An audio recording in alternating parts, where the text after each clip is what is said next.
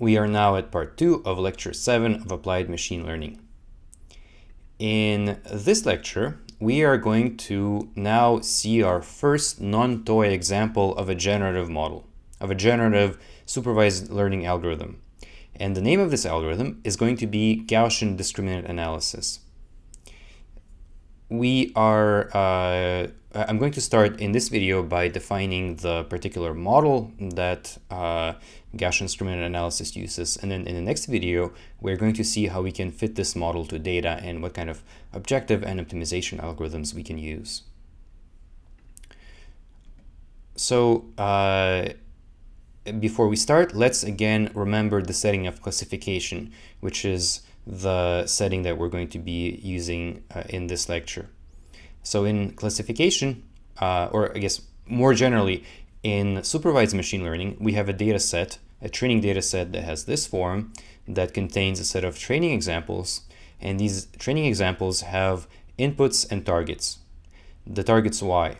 If the targets y are continuous, then we have a regression problem, which is what we have seen in the first few lectures. And then in the last lecture, we saw that if the targets y are discrete, meaning that they take one of k possible values, y1, y2 to yk. In this case, we say that we have a classification problem, and our goal is to predict the true class of each new input x. And then in the last video, I showed you an example of two kinds of models, two kinds of approaches that we could use to solve a classification problem.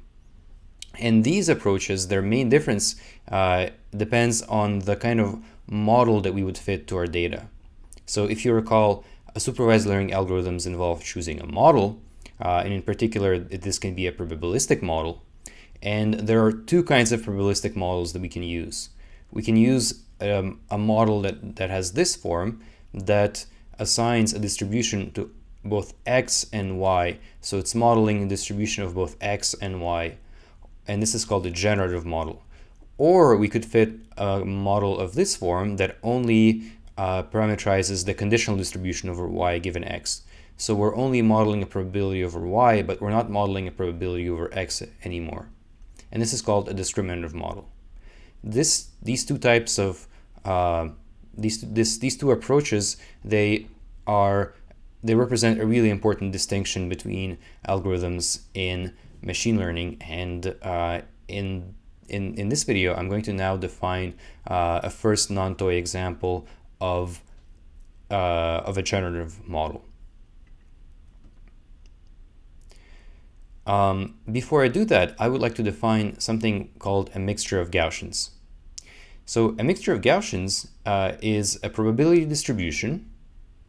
So a probability distribution over x that has the following form.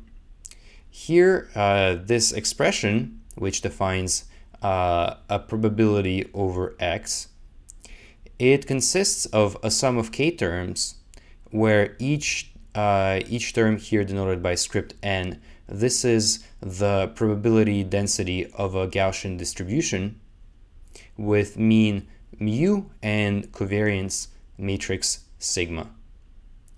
And the phi that multiply these are weights that are assigned to each distribution.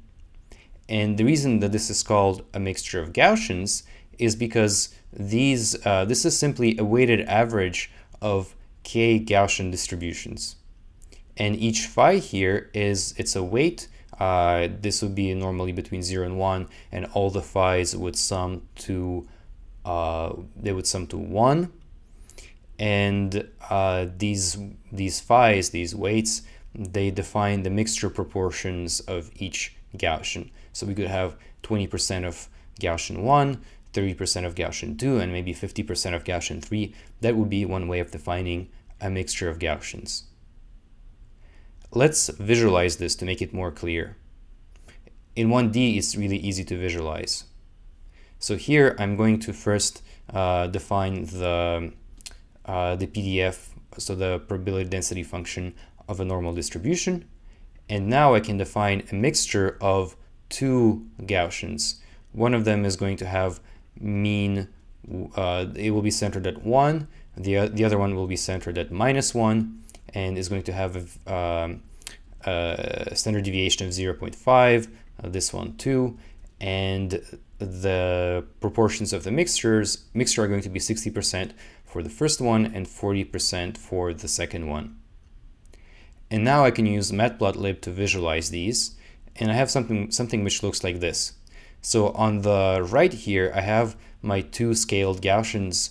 I've scaled this one by 40%, this one by 60%, and these are just the kinds of bell curves that you would want for that define a Gaussian.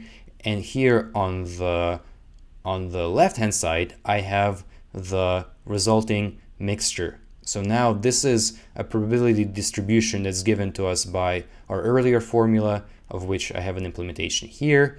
And now this assigns a probability mass, a probability density at each point along the real line here. And you can see that it has two peaks, this one and this one, that corresponds to the to the two components, to the two Gaussians that we have mixed.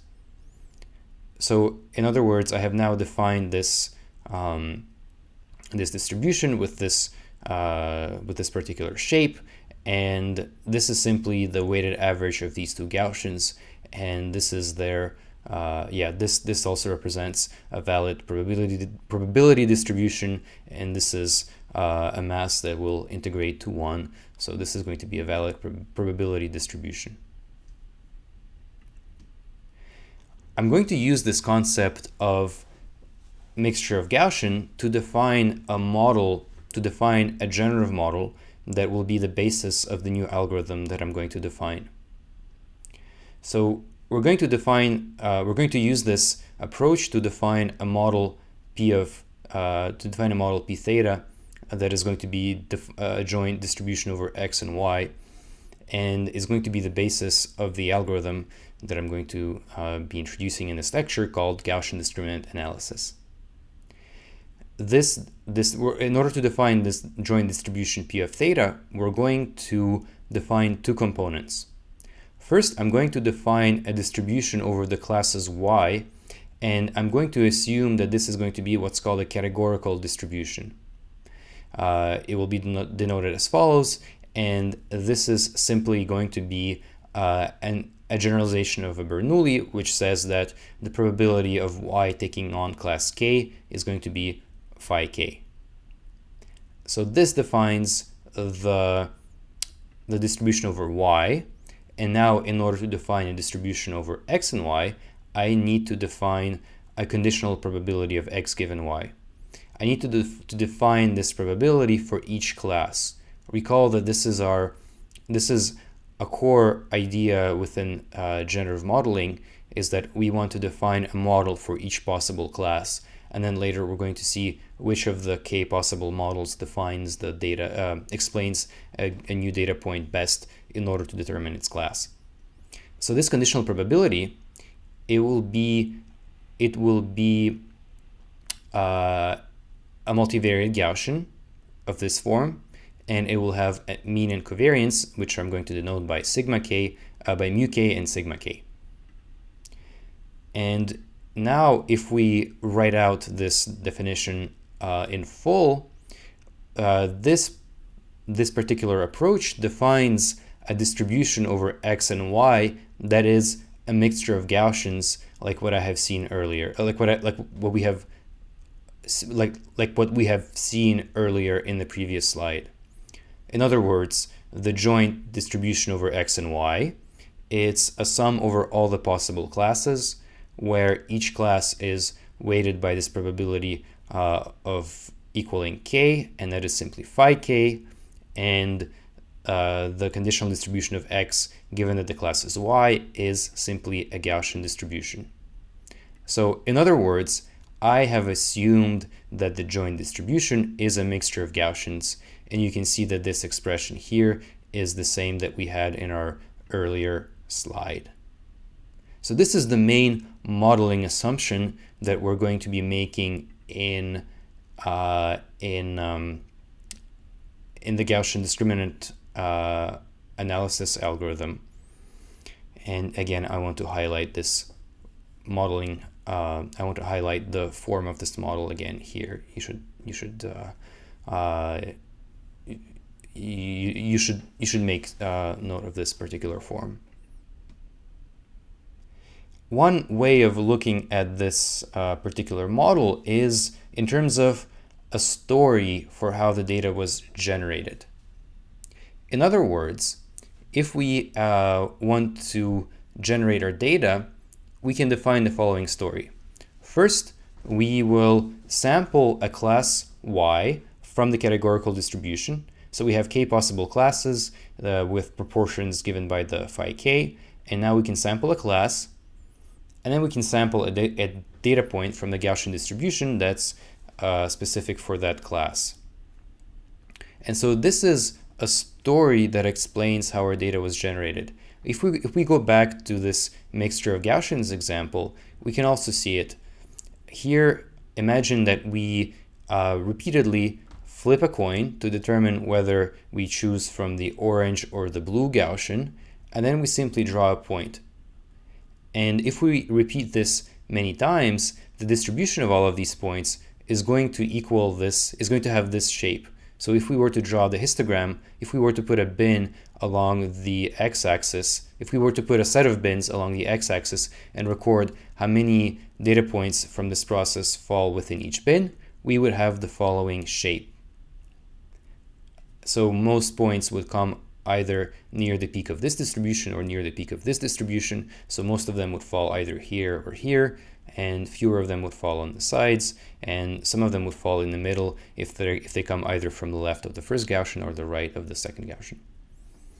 So this way of representing a Gaussian, a generative model as a story is a really interesting approach, and many generative modeling algorithms can be thought, many generative models can be thought as they can be defined by this kind of story for how the data is generated. And if we have a more complicated model, like for example, maybe we have a model of patients in a hospital, and then these patients, they might go through a set of procedures, and each procedure has a certain influence on the patient. We could also write this story in terms of probabilities, and that would also define a generative model. So this approach in terms that uses stories is an interesting one, and it's worth noting. Now let's look at an example of what it would mean to fit a mixture of Gaussians on a slightly more interesting data set, which is our iris flowers data set. Recall that we've been using this data set for quite some for a few lectures now. It's a collection of flowers for which we have these 4 measurements taken by these 4 columns. And if we take only the first 2 columns, we can visualize this data set in 2 dimensions. And it has this particular form where we have 3 classes denoted by blue, light brown, and dark brown. And they take the following shapes. Here I've projected them. Here I'm just visualizing them along the first 2 dimensions.